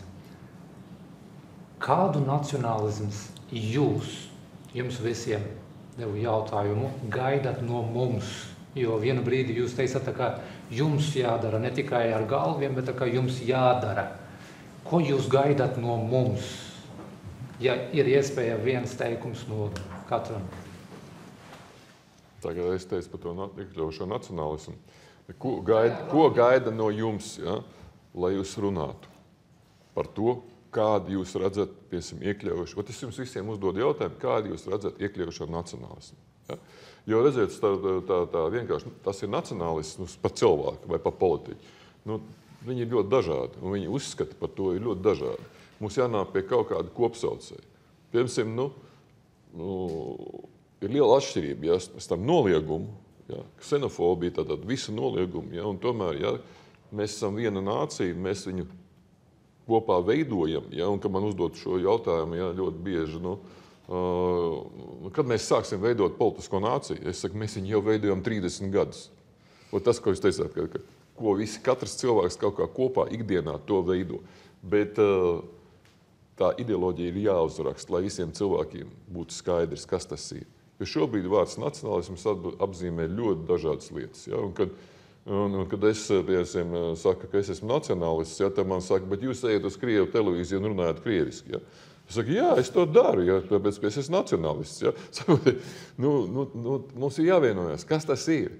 Visiem cilvēkiem, kas šeit. Ja, kā mēs varam vienoties tikai, ja mēs skaļi runājam, ko mēs gribam un ko mēs domājam par šo tēmu. Nevis nolienam maziņā vai ieņemam kādu tādu tranšēju cīņas pozu. Birkaukungs? Izturieties pret citiem kā pret sevi. Neko vairāk nevajag. Es arī varu piekrist, jā. Tad arī faktiski tas iekšējais spēks ir sevi, jo man liekas, ka ļoti daudz fobijas rodās no savā iekšējā nespēka dominants, ja tā var teikt. Un tajā brīdī, kad tu jūties gana spēcīgs, tad tu esi ievērojami iekļaujošāks. Un kā tu vari būt gan spēcīgs, ja tu esi atbildīgs par pamatvērtībām, par to teritoriju, par to sabiedrības daļu, kur apdzīvo to teritoriju. Un ja tu jūties šajā te vērtību dimensijā izaudzis, ja, tad arī tas ir relatīvi vieglāk šī te iekļaujošā lieta. Ja tu nejūties pieaudzis vērtību sistēmā, tad no turienes veidojās virkne mutācijas, virkne neveiklības, virkne pat ne sliktu domāt, bet slikti izpildījumā, kaut kādas interpretācijas. Tā kā es domāju, tas iekšējais spēks sevī saukt kopā ar šo zemi, ar nāciju, ar to, kas tu pats esi un kas tev jādod tālāk pēc tevis. Tas noliek ļoti daudz ko pie vietas un nomierina dvēseli, ja tā var teikt. Un runājot par kaut kādiem iespējamiem konfliktiem. Tad arī bija viens pētījums mums tepat Latvijā. Pavisam svaigs, man liekas, viņš bija pagājušajā gadā. Kā iespējā neusticība starp latviešiem un krieviem ir pieaugusi. Tu atzīst gan latvieši, gan atzīst gan krievi. Abi divi. Bet kas ir pozitīvais? Ka abi divi pasaka, ka viņi nespēja, 80% pārtur bija, nespēja iedomāties, ka šeit varētu būt etnisks konflikts. Un tad mēs runājam par to, tie ir tie pamati, ja, kas jau ir izveidojušies šai politiskajai nācijai, tie ir tie pamati tai disciplīnai, ja, kas eksistē mūsu cilvēkos. Ja mēs kādreiz sakām, ka mums viss nekāds disciplīnas. Ir iekšējā disciplīna ir diezgan augsta. Tā kā mums galvenais vajag pašiem sevi vērtēt augstāk un saprast, cik mēs esam īstenībā labi. Ja. Un tad, kā Uldis teica, pa brīdim pateikt arī otram. Mana zelts ir mana tauta, un nemēģiniet uzlabot provi. ļoti labs pēdējais teikums un nobeigums. Droši vien, ka ir vēl jautājumi, un es tikai priecātos par to, ka ja tie jautājumi būtu, bet, kā zināms, balli ir jābeidz tajā labākajā brīdī, kad iet vislabāk. Tāpēc es domāju, ka šodien mēs beigsim. Es ļoti ceru, ka katrs kaut vienu domu graudiņu sev ir izlobījis šodien. Es klausoties, es kā žurnālists, protams, domāju tēlos, un man ļoti patika visu laiku tā caurvīja tēma par to dimantu, par to struktūru, par to spēku. Un man šķiet, ka ļoti skaists ir tas, ka, ja mēs to varētu, ja Igauņi saka, ka viņi grib būt labākie, tad mēs ceļam dimantu Latviju. Man šķiet, ka tā būtu ļoti tāda skaista simbols dimantu Latviju, jo tā ir ne tikai spēks, bet vispār arī mirdzums. Un man šķiet, ka bez mirdzuma arī nevienam spēkam īstenībā nav nozīmes. Visiem milzīgs paldies par piedalīšanos. Es ļoti ceru, tādā vai citādā formātā vēl tiekamies. Vismaz mums ir vēl pāris idejas, ko mēs gribētu apspriest. Vai jums katram ir kaut kāds mazs postskriptum teikums, ko gribētu vēl pateikt?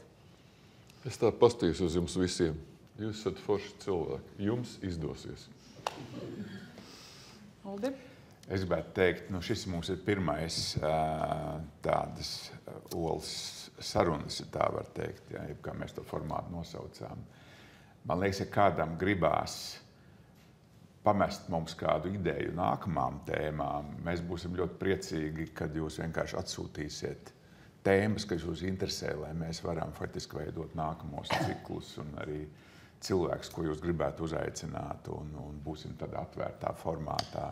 Un ne tikai tēmas, bet arī par formātu, ja jums ir ierosinājumi, ko mazliet citādi vajadzētu darīt, tad mēs, protams, ar prieku arī uzklausītu garāk, īsāk, vairāk jautājumu, mazāk jautājumu. Mēs jau tomēr mazliet eksperimentējam, tā ka par to ļoti priecātos.